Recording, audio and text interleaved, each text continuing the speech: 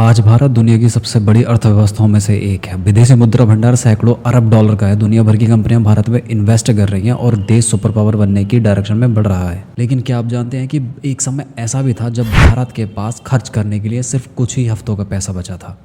भारत तेल खरीदने तक की स्थिति में नहीं था और दुनिया को लगने लगा था कि भारत जल्दी ही दिवालिया हो जाएगा, वो बैंकरप्ट हो जाएगा। और हालात इतने ज़्यादा खराब हो गए थे कि भारत को अपना गोल्ड विदेशी बैंकों में गिरवी रखना पड़ा था। आखिर ऐसा क्या हुआ था, भारत इस संकट में कैसे फंसा और एक फैसले ने भारत की पूरी स्थिति कैसे बदल दी, आइए इस वीडियो में जानते हैं।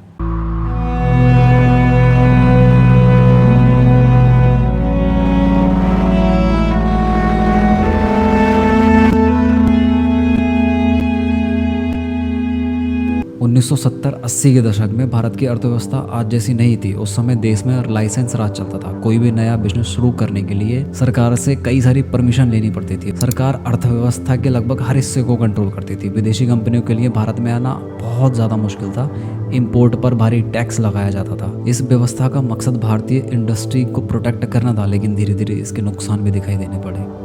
बिजनेस में ना तो कोई कंपटीशन था, प्रोडक्शन लिमिटेड था और इकोनॉमिक ग्रोथ बहुत स्लो थी। लेकिन उधर सरकार लगातार खर्च बढ़ाते ही जा रही थी।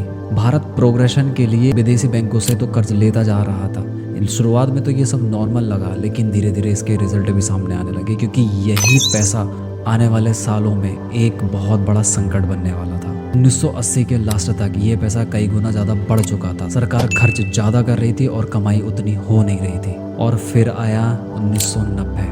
इराक और कुवैत में वॉर छिड़ गया। इराक ने कुवैत पर हमला कर दिया, जिससे तेल की कीमतें अचानक बढ़ गई और भारत अपनी ज़रूरत का ज़्यादातर तेल विदेशों से ही खरीदता था।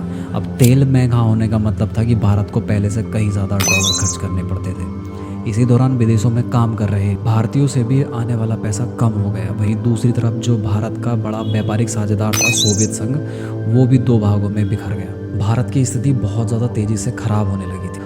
डॉलर खत्म होने लगे थे। फॉरेन एक्सचेंज रिजर्व बहुत ज़्यादा तेज़ी से नीचे गिर रहा था और 1991 आने तक इसकी स्थिति बहुत ज़्यादा खराब हो चुकी थी। भारत के विदेशी मुद्रा भंडार में सिर्फ इतने ही डॉलर बचे थे जिससे 2 से 3 हफ्ते तक का ही काम चलाया जा सके।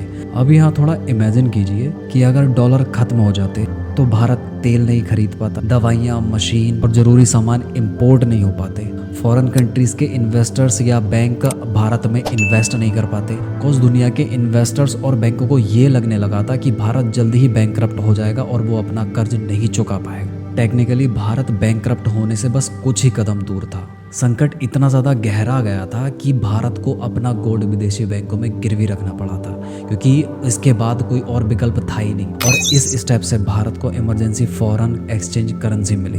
गोल्ड सिर्फ एक धातु नहीं था, बल्कि देश की आर्थिक सुरक्षा का प्रतीक माना जाता था। और इसी समय देश की राजनीति में भी बड़ा बदलाव हुआ। 1991 में पी.वी. नरसिम्हा राव भारत के प्रधानमंत्री बने और उन्होंने इकोनॉमिस्ट डॉक्टर मनमोहन सिंह को भारत का नया वित्त मंत्री बनाया गया। और मनमोहन सिंह ने उस समय भारत का नया ऐतिहासिक बजट पेश किया। और ये सिर्फ एक बजट नहीं था, ये भारत की आर्थिक क्रांति की शुरुआत थी। उन्होंने साफ साफ कहा कि भारत को अपनी इकोनॉमिक पॉलिसियां बदलनी होंगी। सरकार ने लाइसेंस राज को धीरे धीरे खत्म करना शुरू किया और कई इंडस्ट्रीज को गवर्नमेंट रेगुलेशन से मुक्त कराया गया। फॉरेन इन्वेस्टर्स के लिए दरवाजे खोले गए और इम्पोर्ट एक्सपोर्ट के रूल्स बहुत ज़्यादा आसान बनाए गए, जिससे कई सारे इन्वेस्टर्स जो फॉरेन कंट्रीज़ के थे वो भारत में अपना पैसा इन्वेस्ट कर सकें।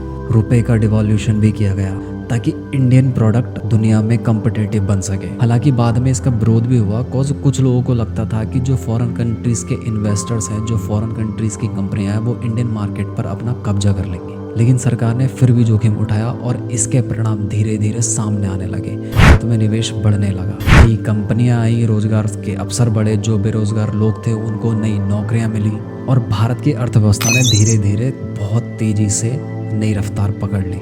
अगर 1991 में अगर वो फैसले सही समय पर नहीं लिए जाते तो आज का भारत कुछ और ही होता। जो भारत उस समय बैंकरप्ट होने के कगार पर था, आज वो दुनिया की चौथी सबसे बड़ी अर्थव्यवस्थाओं में से एक है। 1991 का संकट कोई आर्थिक संकट नहीं था, ये वो मोड़ था जिसने भारत के फ्यूचर को एक नई दिशा दी। अगर आपको भी ये डॉक्यूमेंट्री पसंद आई हो तो वीडियो को लाइक करें, शेयर करें और चैनल को सब्सक्राइब जरूर करें।